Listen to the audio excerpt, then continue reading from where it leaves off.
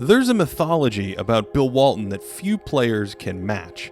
Blazer mania, that fiery mountain man beard, and countless injuries that ended his prime as soon as it began. His first 2 seasons were shortened by an assortment of ailments before a brief 2-year stretch in 1977 and 1978 that yielded an NBA championship and an MVP trophy. So, just how good were those 2 seasons? Was that brief peak enough to compete with the most dominant centers in NBA history? And was he the greatest passing big man of all time? You are watching what greatness is all about. Where's Larry Bird in all this? Has it blocked by Elijah Wan. Michael Jordan saves the day. This series tackles one question. Who was the best at his best? We start at the ABA merger and go through the best multi-year stretches, examining the legends who provided the most on-court impact. These are the greatest peaks.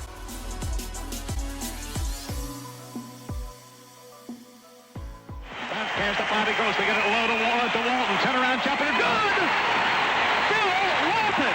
What a show he's putting on. Before we can estimate Walton's impact, it's important to understand the way the game was played before the three-point line. With so many shots funneled into the paint and no extra point for stretching out the court, defensive big men were titans back then. The definitive basketball archetype wasn't a high-flying scoring guard, but a dominant center. And no, not Wilt Chamberlain, but his rival Bill Russell. Russell's defensive genius reigned over the prior decade, where he won 5 MVPs without being a heavy scorer on offense. That's worth repeating. Wilt Chamberlain once averaged 50 points per game in a season, but the zeitgeist of the time was to play like Russell. In 1967, after years of volume scoring, Chamberlain's own coach asked him to play like Russell, shoot less, pass more, protect the paint. And this led to a new record for wins and an end to the Celtics' 8 consecutive title streak. The search for the next Russell peaked in 1969 when a rookie, Wes Unseld, won the MVP by playing a team-centric pass, rebound, and defend role that Russell was glorified for playing. And that's exactly how Walton played, only with greater scoring skill than either Unseld or Russell. As a sophomore in college, he was compared to both Russ and Chamberlain, and as a junior authored arguably the greatest single-game performance in NCAA history, going 21 of 22 from the floor, en route to 44 points, and his 60th win in 60 college games up until that point. Not too shabby. The grainy signs of his offensive repertoire were on display: the bank shot, his activity, dexterity, and of course, the passing. Like most players, Walton probably peaked as a passer later in his career, especially with slightly more space to work with in the 1980s. Back in 77 and 78, at the height of his overall powers, his passing was defined by hitting swirling cutters from the mid and high post area. Some of these were like water polo passes, just flipping the ball over heads in really tight quarters. But the defining characteristic of these passes was speed and accuracy. Older centers could occasionally throw flashier passes than Walton from these cornerstone spots, but Walton's volume and efficiency was unmatched until that point in time. Note his little hop to create a better delivery angle over the top. Portland's half-court game was largely built off cutters buzzing around Walton like this. He has multiple options here if there's any opening, and his speed-accuracy combination resembles a modern quarterback throwing tight short yardage completions. Today we might just see a crowded lane where everyone's covered, but Walton sees a pass behind the hoop, the only window to thread this needle through. Compare that to another Blazer big, Lloyd Neal, who misses a Walton special here, only to have Big Red show him how it's done. Walton's vision stems from reading the game so well at the team level, knowing who's supposed to go where and what options are available. With the overplay on the pass, he leads the cutter into space, and again, what accuracy on the release. Walton's also known for his outlet passing, and he mostly flung these toward the mid-court after ripping down a rebound. It was almost like a single motion, grabbing and firing to start Portland's vaunted fast break. But he wasn't throwing touchdowns on these like some of the other great outlet passers of that era already were, and in the limited game footage in public, the one he tried got away from him a bit. His more notable weakness to me is passing on the move. His handle wasn't really functional, and that meant that his half-court passing was largely stationary, limited to whatever outpost he caught the ball from. Of course, most big men at the time couldn't pass on the move, nor was the game conducive to them running pick and roll, so relative to his time, Walton was certainly among the best passing bigs to come along, and perhaps the best ever at finding cutters. All of Walton's missed games from injury give us insight into his value for Portland. In games where Walton was the only missing rotational player, Portland assisted on 54% of its field goals in 1977 and 1978. Add Walton in and that number jumped to nearly 58%. His outlet passing had a similar effect on pace. With Walton, the Blazers played at a slightly above average pace for the time, and without him, they averaged 4 fewer possessions a game, which would have made them one of the slower teams in the league. The total effect on offense was that the Blazers were 3.7 points better than average with him, but only 1.2 points better without him. That is still a solid offense without Big Bill, largely because his replacements were good scorers.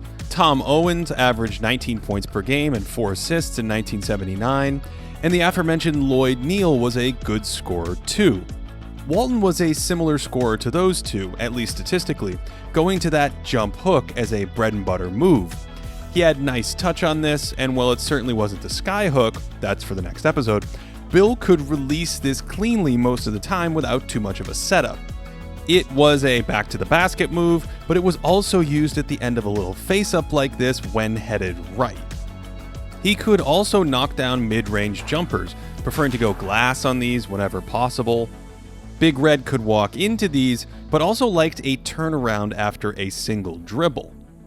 His range on these jumpers was maybe out to 17 or 18 feet, probably limited by that funky form that kept his free throw shooting around 70% at his peak. His scoring moves were decisive like this, but he didn't possess an overwhelming scoring arsenal. Adjusted for inflation to 2020 numbers, Walton averaged about 20 to 21 points per 75 possessions during this 2-year peak, and his scoring efficiency was 4 to 5 percentage points ahead of the league. Interestingly, his scoring did slide a touch in his 19 playoff games, averaging closer to 17 points per 75 when adjusting for inflation, with slightly lower efficiency than in the regular season. During that 77 playoff run, Walton was the second leading scorer on the team, but only the 4th leading scorer when adjusting for pace, a testament to Portland's balanced attack built off of Walton's passing. But the Blazers weren't a dominant playoff offense, in part because of Bill's shortcoming as a scorer.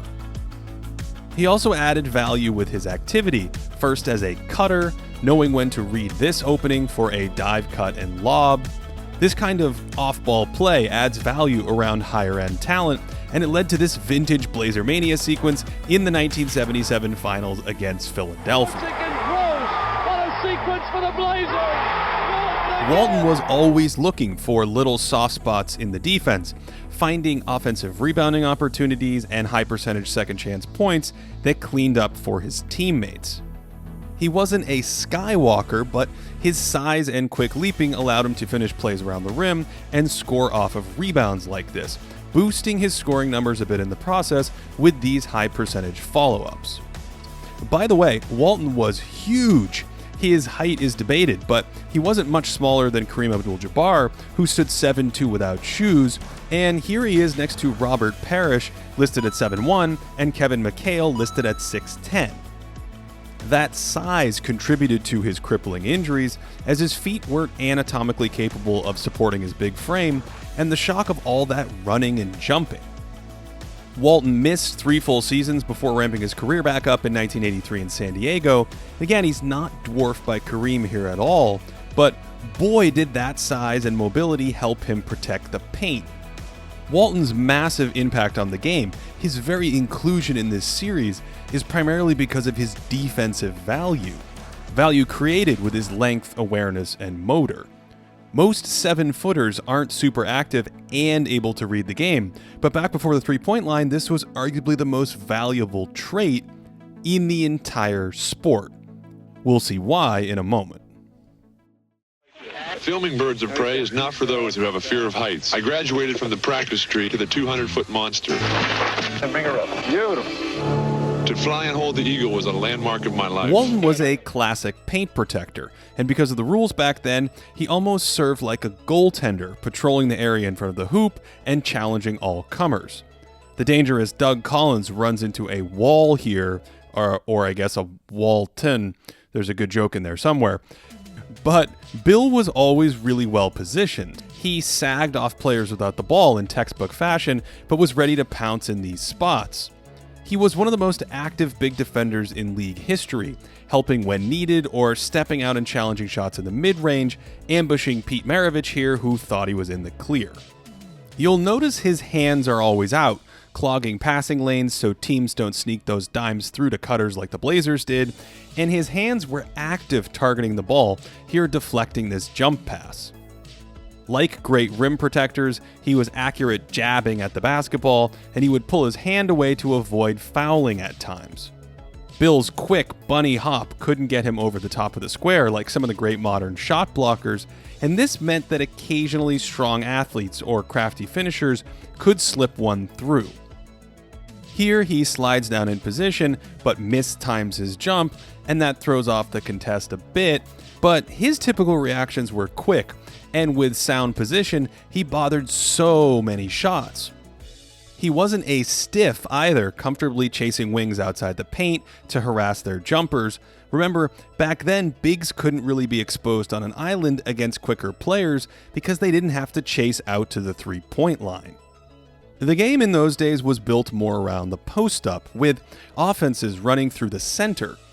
Unlike Walton, most high-end big men were looking to score more than pass, and that created even more defensive responsibility for the bigs of that era.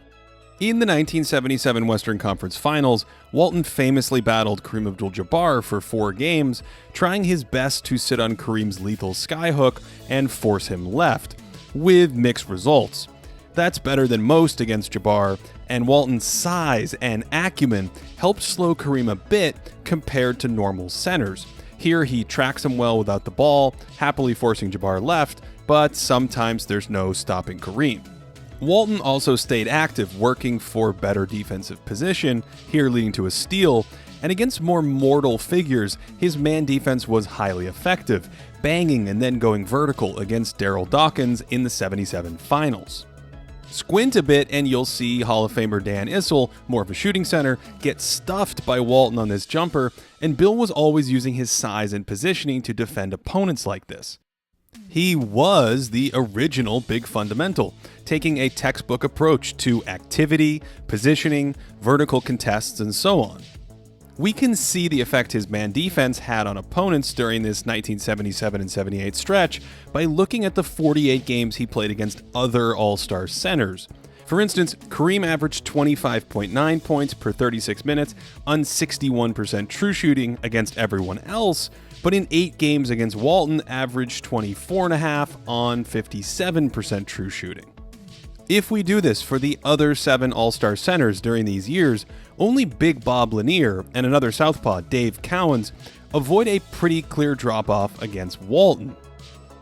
Now, team factors influence data like this, but numbers like these crystallize the effect of a superstar defender. In total, these All-Stars scored nearly 2 fewer points per 36 on 4% worse true shooting against Walton, an effect that compares favorably to all but the all-time great post defenders. In many ways, Portland was built around Walton on both ends.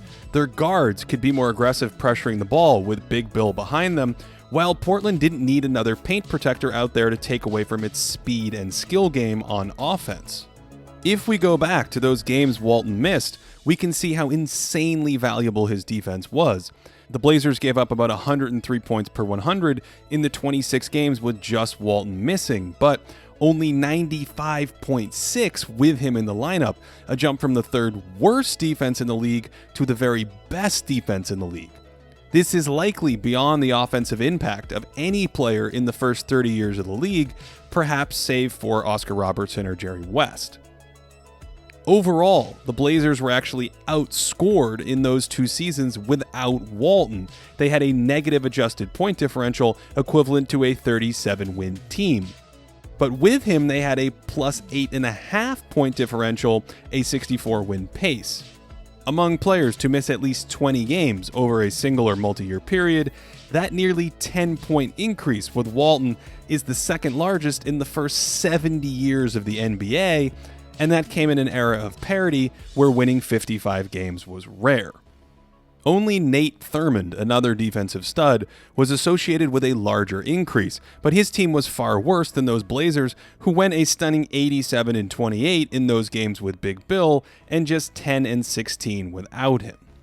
Again, most of that value was defensive, so fittingly it was the Blazers' defense that shined in 19 playoff games, holding opponents nearly 5.5 points below their regular season scoring efficiencies.